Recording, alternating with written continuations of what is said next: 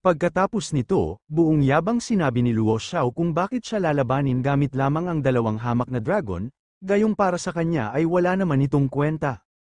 Mariing sinabi ni Teacher Kebei na wala silang pakialam sa personal na alitan ni Luo Xiao laban sa Li Clan, ngunit binalaan niya ito na kung sasaktan o papatayin nito ang mga estudyante at guro ng Dragon Tamer Academy, tiyak na hindi magiging maganda ang kahihinatnan nito. Sa sobrang kayabangan, sinabi ni Luo Xiao na kung patay na silang lahat, wala nang makakaalam na siya ang may kagagawa ng lahat. Kasabay nito, inutusan niya ang kanyang Fire Dragon na umatake ng kanyang Fire Blast, dahilan upang mapalibutan sila sa apoy.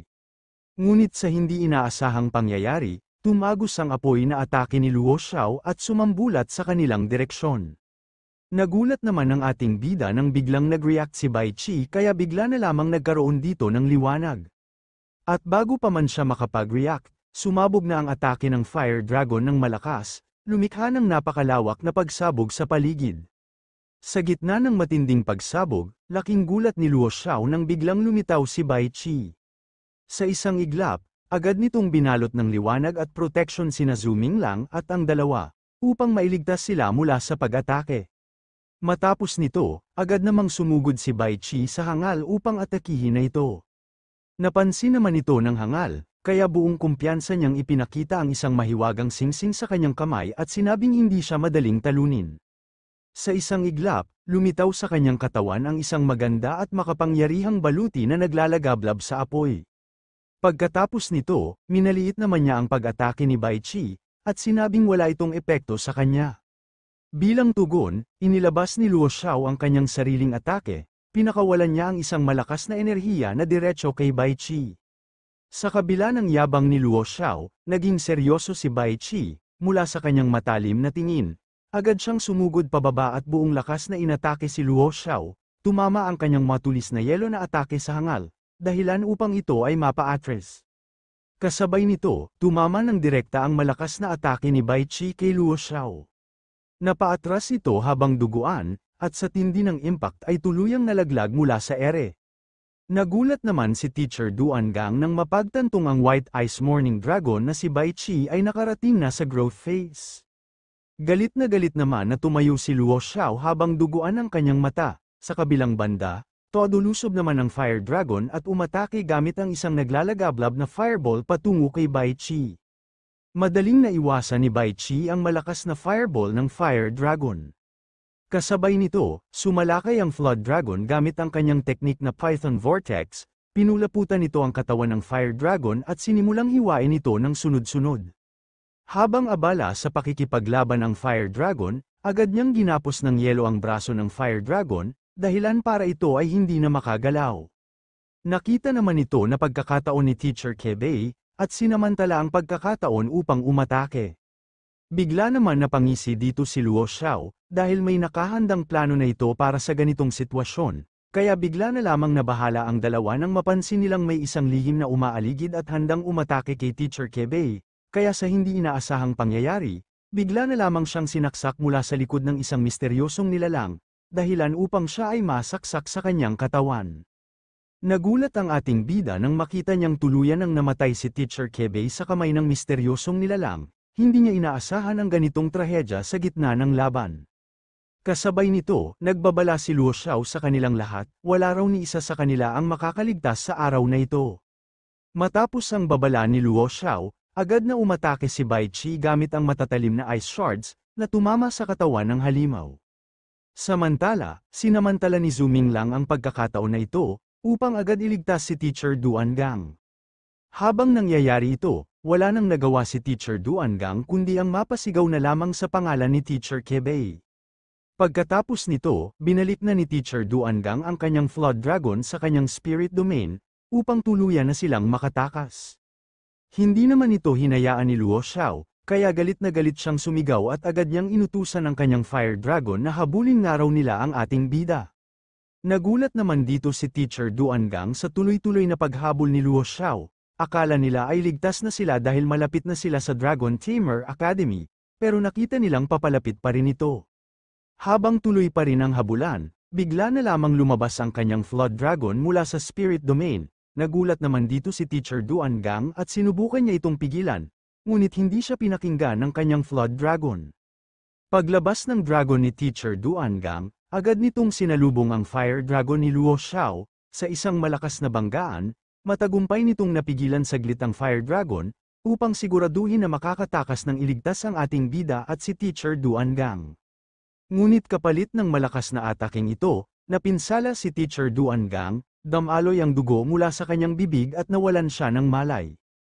Agad siyang sinalo ng ating bida, habang napasigaw ito ng may pag-aalala. Habang yakap-yakap niya si Teacher Duangang, pilit na pinapalakas ng ating bida ang loob nito at sinabing kaunting tiis na lang at malapit na sila sa Dragon Tamer Academy.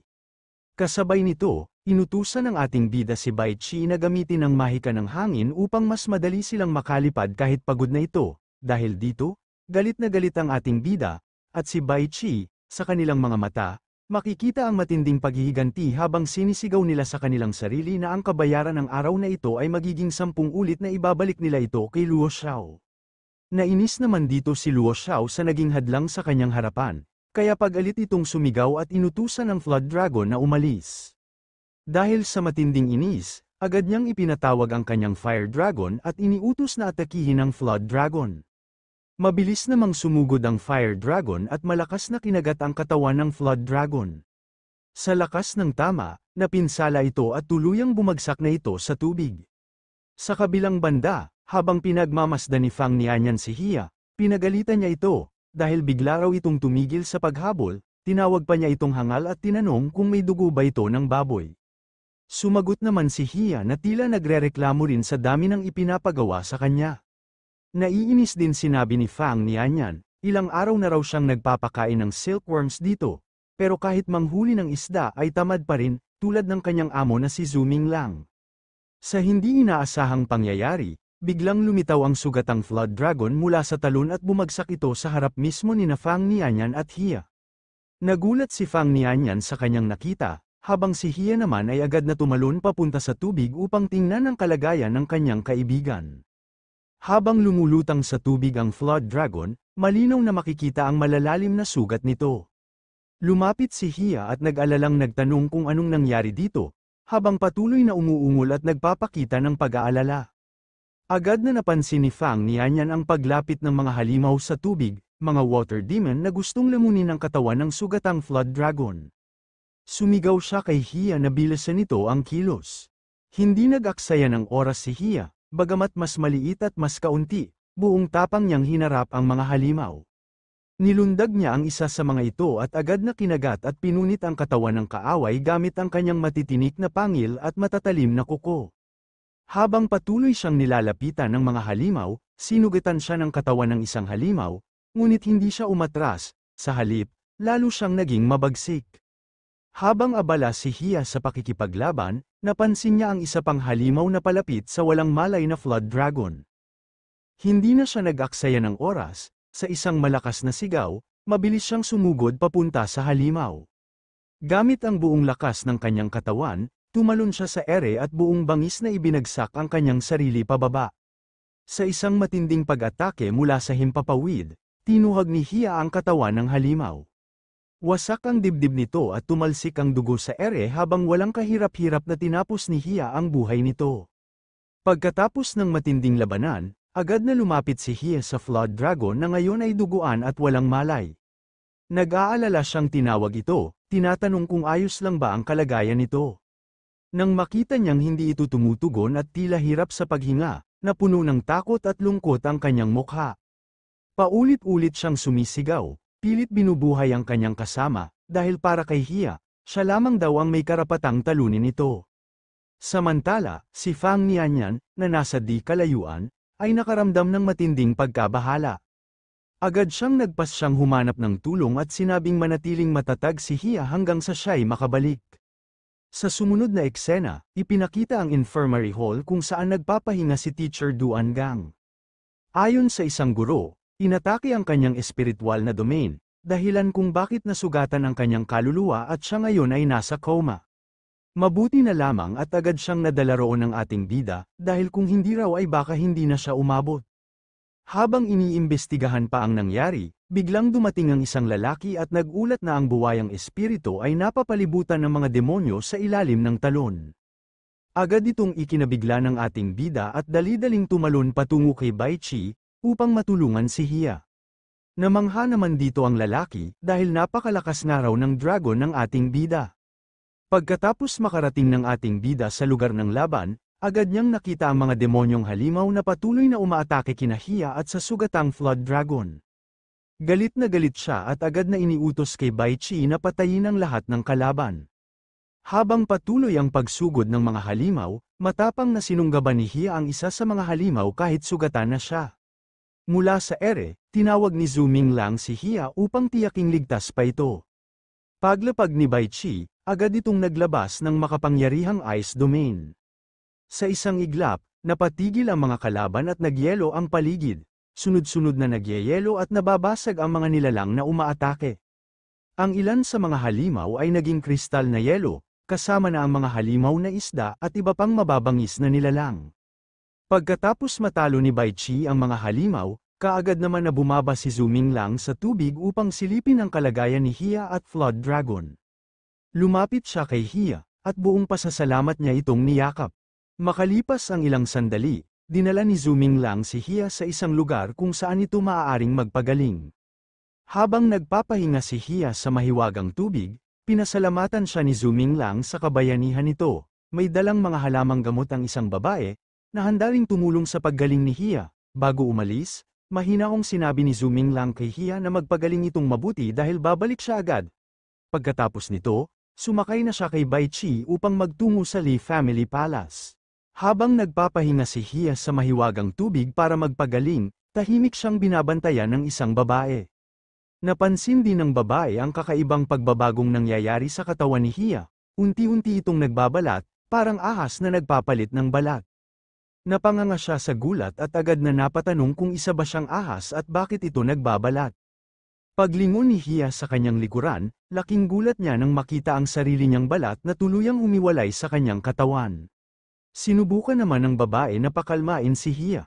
Ngunit kapansin-pansin na ang mukha ng babae ay basang-basa ng pawis, at may bakas ng matinding pag-aalala sa kanyang mga mata. Nagtaka ito kung bakit kakaiba ang dugo ni Hia. Sa halip na kumalma, lalo pang nagwala si Hia, hindi niya matanggap ang mga nangyayari at mas lalo siyang nataranta sa sinabi ng babae. Pagkatapos nito, biglang lumapit ang babae sa kanyang guro at nagsabing may masamang nangyayari. Ang itim na buwaya sa lawa ay tila naghihingalo, kaya natakot siya at humingi ng tulong. Mahinaon naman sinabi ng kanyang guro na wala namang dapat ipag-alala dito. At nagtanong din ito na baka ngayon lang daw siya nakakita ng nilalang na nagda-dragonizing. Naguluhan naman dito si Hia, dahil hindi niya alam ang tinutukoy ng matandang guro. Lalong natulala ang babae sa kanyang nalaman, ngunit agad siyang sinaway ng kanyang guro, wala daw siyang dahilan para magpakita ng sobrang emosyon, lalo pat hindi naman niya dragon ito. Pinapunta lang siya kaagad dito para ipaalam ang nangyayari sa pamilya ni Teacher Duan Gang, kaya nandito sila ngayon. Pagdating ng babae sa piling ng kanyang guro, umiiyak na siyang nagsalita. Halos mapahagulgol siya habang sinasabing ayaw niyang mamatay si Ate Duan Lan at pakiusap niyang mag-isip ng paraan.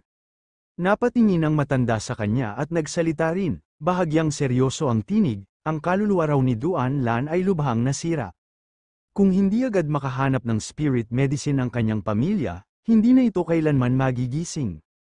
Nakahinga ng maluwag ang babae nang marinig na hindi pa patay si Duan Lan. Agad siyang nagtanong kung sakaling makahanap sila ng spirit medicine na kayang pagalingin ang kaluluwa, posible pa bang gumaling ito ng tuluyan? Sumagot naman ang kanyang guro, kahit may gamot, aabutin pa ng kalahating taon bago tuluyang makarecover si Duan Lan dahil sa tindi ng pinsala. Pero may isang mabuting balita, mabuti na lamang at nabuhay ang kanyang dragon. Kung namatay din yun at mas lumala pa ang sira sa kanyang kaluluwa, kahit mga Diyos ay hindi na raw siya mailigtas. Sa kabilang banda, narating na ni Zhu Minglang ang lungsod ng pamilyang Li, mula sa mataas na lugar, tanaw niya ang buong syudad. Kasabay nito, mabilis siyang napansin ng mga bantay sa labas ng lungsod, hinudyatan siyang bumaba para sa inspeksyon. Paglapag niya, napansin ni Zhu Minglang ang kakaibang tanawin. Parang may kasalan, pero ang pagkakaroon ng mga armadong sundalo bilang tagapagbantay ay malinaw na palatandaan na hindi ordinaryo ang grupong yun. Mukhang may matataas na tao ang sangkot dito. Habang pinagkakaguluhan at pinapapaligiran si Zuming Lang ng mga sundalo, napansin niyang may kakaiba sa kanila. Hindi ito ang karaniwang hukbo ng Ancestral Dragon City State. Napaisip siya, hindi pamilyar ang kanilang mga uniforme at kilos, hindi sila kabilang sa mga opisyal na tagapagtanggol ng lungsod. Ang natuklasan ni Zuming Lang ay isang mahalagang senyales, may ibang puwersang nasa loob ng teritoryo ng pamilya Li, at ang kanilang presensya ay tiyak na hindi basta-basta. At upang hindi na magduda ang mga sundalo, agad na nagpakilala si Zuming Lang bilang isang estudyante mula sa Dragon Tamer Academy. Ipinakita niya ang kanyang Jade Token bilang patunay, at sinabi niyang dumaan lamang siya roon para bumili ng dragon food sa Ancestral Dragon City State. Buong paggalang at may kaunting ngiti, humingi siya ng paumanhin sa sundalo dahil sa abala, aniya, aalis na rin siya agad upang hindi na makaistorbo pa. Pagkatapos magsalita ni Zuming Lang at magpaalam ng maayos, bigla na lang siyang tinulak palayo ng isa sa mga sundalo at sinigawan na lumayas na siya. Nabigla siya sa inasta ng lalaki, ngunit hindi na rin siya nagreklamo pa. Habang papalayo si Zuming Lang, nagtago siya saglit sa likod ng puno kasama si Bai Qi. Narinig niyang nag-uusap ang mga sundalo. Isa sa kanila ang nagbanggit na kung sakaling especially iyan ang pamilyang Li si Zuming Lang at dala nito ang ulat ng digmaan, siguradong babagsak ang kanilang mga plano, nagdesisyon silang maghintay ng 5 araw pa bago sila pumasok sa Ancestral Dragon City State. Sa narinig niyang usapan, nakumpirma ni Zuming Lang ang kanyang hinala, may mali talaga sa mga taong ito. Makalipas ang 2 araw, isang engrandeng pagtitipon ang naganap sa loob ng Ancestral Dragon City State. Mainit ang pagtanggap kay Ginoong Yang na dumating para sa isang kasalan o bridal party. Sa unang tingin, tila ito'y isang selebrasyon ng pagkakaibigan at kapayapaan sa pagitan ng dalawang makapangyarihang lungsod, ang Ancestral Dragon City State at Lingxiao City State. Masaya at tila tapat ang pagbati ng patriarka ng pamilyang Li sa kanya, na nagsabing mula ngayon ay magkaibigan na ang dalawang lungsod. Ngunit mabilis itong pinabulaanan ni Mr. Yang. Sa kabila ng kanyang formal na anyo at dalang mga regalo, malinaw niyang ipinahayag ang kanyang tunay na layunin, ang pakikipagkasunduan para sa kapayapaan. Umakyat ang tensyon sa loob ng bulwagan nang tanungin ni Patriarch Li si Ginoong Yang kung anong problema ang kanyang tinutukoy. Sa halip na umiwas, buong tapang na humarap si Mr. Yang at inihayag ang kanyang hinaing. Sinabi niyang mula sa Lingxiao City State, nagpadala sila ng napakaraming handog bilang patunay ng taos-pusong intensyon, mga regalo na pamamanhikan na hindi basta-basta ang halaga. Ngunit sa kabila nito, ang kasunduan ng kapayapaan na inilatag ng Ancestral Dragon City ay tila may kulang at kainahinala. Galit at pagkadismaya ang bumalat sa kanyang boses habang ibinato sa sahig ang isa sa mga dokumento. Sabay tanong kung bakit hindi kasama sa kasunduan ang pagsuko ng 4 na lungsod sa kanluran, na dapat ay bahagi ng pinagkasunduan. Bukod pa rito, kahit na naroon na sila sa mismong kasalan, hindi pa rin nila nakikita man lang ang prinsesang pakakasalan. Nainis naman dito si Kung Tung, buong diin niyang sinabi na ang tanging napagkasunduan lang ay ang pagpapakasal ni Lianzi sa angka ng Lingxiao bilang isa lamang sa kanilang mga asawa o concubine, at wala raw usapan ukol sa pagsuko ng 4 na lungsod sa kanluran. Ngunit hindi natinag si Mr. Yang, sa halip, ngumiti pa ito na para bang walang anuman ang tensyon, sinabi niyang maaaring hindi pa yun nabanggit noon, pero iba na ang panahon ngayon. At kung kinakailangan, handa raw siyang maghintay hanggang may sama ang bagong kondisyon sa kasunduan. Nagngangalit sa galit ang mga general ng Li Clan, isa sa kanila ang sumigaw, hindi na kayang tiisin pa ang pananalita ni Mr. Yang. Binansagan siyang isang hamak na sugo lamang, ngunit kumikilos na parang pagmamay-ari niya ang kanilang royal court. Hindi naman natinag si Mr. Yang, sa halip na umatras, diretsahan niyang binalik ang tanong, bakit biglang gusto ng Ancestral Dragon City na angkinin ang 4 na lungsod sa kanluran? Kung iyon ang halaga ng kapayapaan, bakit hindi na lang magsimula ng digmaan? At doon niya pinakawalan ang tunay na alas. Ipinaabot niya ang balita na ang East Dawn stronghold ng Li Clan ay nabagsak na ng mga rebelde. Habang sila'y nagtatalo sa harap ng mga regalo at kasunduan, ang hukbong rebelde raw ay patuloy ng sumusulong, patungong Eastern Lichuan Plains, ang mga lugar na may pinakamaraming imbakan ng pagkain, at kung hindi agad kikilos ang Li clan, mawawala sa kanila ang lahat. Matapos sabihin yon, walang pakialam niyang isinubo ang jujube fruit, at agad din niya itong dinura. Nakakadiring prutas, sabi niya, na para bang ang pagkain ay simbolo ng buong pagtrato niya sa Li clan na walang respeto. Kasunod nito, nagalit ang isa pang opisyal ng Li, hindi raw siya makapaniwalang natalo ng rebelde ang kanilang puwersa, paano matatalo ng mga barubal na armas ng rebelde ang kanilang regular soldiers. Habang pinalilibutan ng mga gwardya si Mr. Yang at inilalapit ang mga espada, mariing sinabi ng opisyal, hindi talaga sila nakikipag-usap para sa kapayapaan, pinadala lang nila ang lalaking ito para insultuhan tayo. Sa hindi inaasaang pangyayari, biglang dumating si Lianzi, matigas ang kanyang tinig, mariing inutos sa kanyang ama na itigil ang anumang balak nito. Nagulat ang lahat, ang mga sundalo ay napaangat ang kilay, ang iba ay napahinto sa pagkilos, hindi nila inasahang darating si Yanzi, higit pa rito, hindi nila inaakalang magbibigay ito ng direktang utos. Habang may daladalang supot si Yanzi, naglakad si Yanzi patungo sa gitna ng bulwagan, kasabay ang ating bida. Kasabay nito, inutusan niya ang kanyang mga kawal na itigil ang kanilang ginagawa. Ipinaliwanag niyang huwag munang galawin ang sugo dahil may mahalaga pa itong pakinabang sa kanya. Napilitan naman si Mr. Yang na magpakumbaba kay Yanzi, may pagkukunwaring galang siyang sinabi na kung nanaisin ng prinsesa na sumakay sa karawahe sa kasalukuyan niyang anyo, tiyak na mas matutuwa raw ang kanilang pinuno. Kahit pa tila bumaba ang kanyang tono, mariin pa rin niyang idiniin na hindi sila aatras sa kondisyon tungkol sa 4 na lungsod. Sa isang nakakagulat na kilos, ibinagsak ni Lianzi sa harap ng opisyal ang isang malaki at mabigat na sako. Nabulaga si Mr. Yang, napaatras sa gulat, at sa sobrang puwersa ng pagbagsak ay tila nayanig ang buong silid. Inutusan niya din ito na buksan ito, at tingnan kung may pamilyar na mukha sa loob. Dali-dali naman ito na sinuri ni Mr. Yang ang sako, at ang samalubong sa kanya ay mga duguan na putol na katawan ng tao. Dahil dito, nangilabot siya at namutla sa kanyang mga nakita. Nagsalita naman dito ang ating bida, sinamantala ni Envoy Yang ang kasunduang pangkapayapaan upang ilihis ang kanilang atensyon at palihim na magpadala ng mga tauhan sa kanilang teritoryo mula sa bangin. Plano raw nitong sirain ang kanilang hangganan at agawin ang 4 na lungsod sa kanluran. Dahil dito, napuno naman ng pawis ang pagmumukha ni Mr. Yang.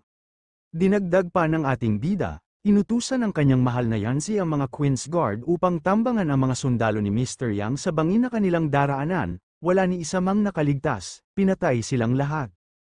Nag-alab ang galit ng mga opisyal matapos mabunyag ang pagtataksil ng Lingxiao City. Habang nagpapanggap na nakikipag-usap para sa kapayapaan, palihim pala silang nagbabalak sakupin ang 4 na lungsod sa kanluran. Tinawag nilang tuso at traidor ang mga taga-Lingxiao.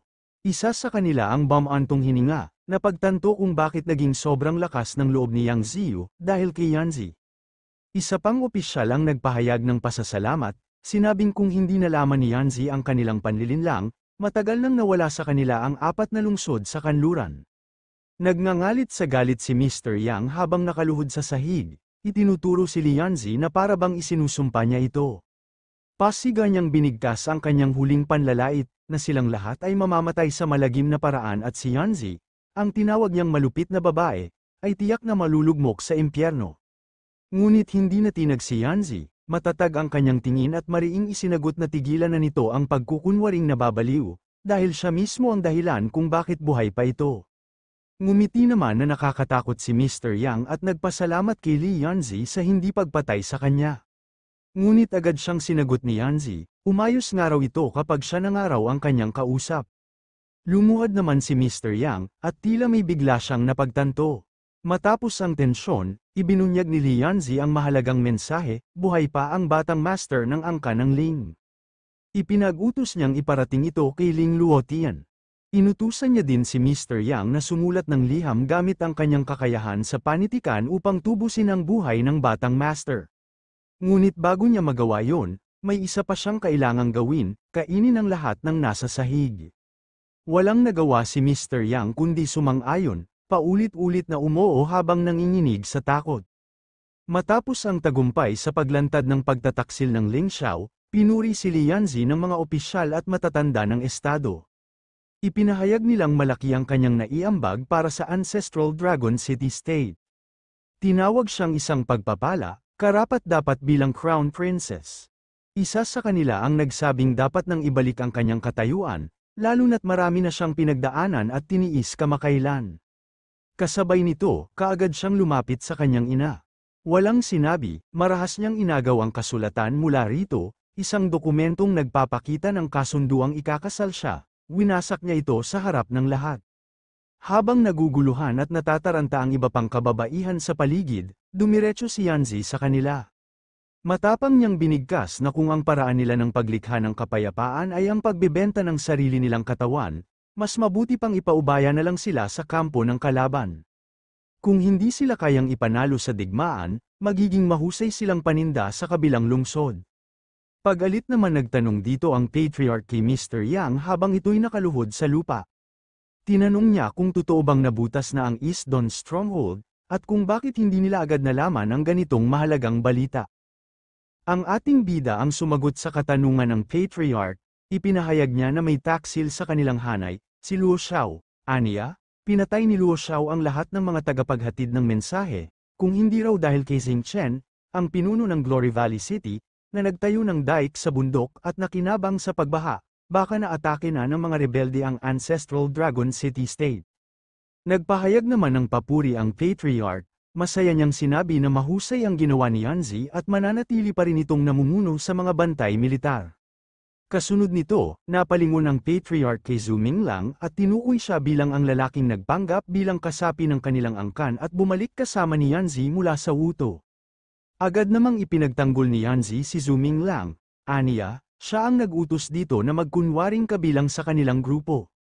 Noon pa man, alam na niyang may masamang balak si Luo Xiao kaya't naging maingat na siya sa bawat kilos nito. Kasabay nito, iminungkahi ni Yanzi sa kanyang ama, na ibigay na sa kanya ang command token ng Flying Birds Battalion upang siya na mismo ang umatake at durugin ang lumalalang rebelyon. Napatigil sandali ang patriarch, alam niyang malaki ang naitulong ni Yanzi, pero ang ganitong klaseng kapangyarihan, ang kontrol sa hukbo, ay hindi basta-basta ibinibigay, kahit pa sa sariling anak. Ngunit hindi nagpahuli si Yanzi, bago pa makapagsalita ang kanyang ama, agad niyang sinabi na 5 araw na ang nakalilipas mula nang ipadala niya ang Flying Birds Battalion sa Glory Valley City upang tumulong. Sa huli, napilitan ding sumang-ayon ng kanyang ama. Matapos ang mariing pakiusap ni Lianzi, inabot niya ang gintong command token, isang sagisag ng tiwala at kapangyarihan. Sa harap ng lahat, buong seryosong idineklara ng patriarch na simula sa araw na ito, si Lianzi ay muling magbabalik bilang Crown Princess. Matapos ang formal na pagkilala kay Lianzi bilang Crown Princess, lumapit si Mr. Yang na may hawak na kasulatan. May pag-aalalang tanong niya kung kailangan pa bang dagdagan ang dokumento bago payag ang makauwi ng ligtas ang binatang master nila. Tahimik lang si Yanzi habang binabasa ang nilalaman, nang masiguro niyang tama at kumpleto na ang lahat, marahan siyang tumango. Pagkatapos nito, lumapit naman si Yanzi kay Zhu Minglang at taos-pusong nagpasalamat sa kanyang tulong. Dahil dito, natuwa naman ang ating bida. Kasabay nun, tumalikod na si Yanzi at nagsimulang lumakad palayo. Nang tanungin siya ni Zhu Minglang kung saan sila pupunta, sinagot naman ito ni Yanzi na pupuntang araw sila sa silangan ng Glory Valley City.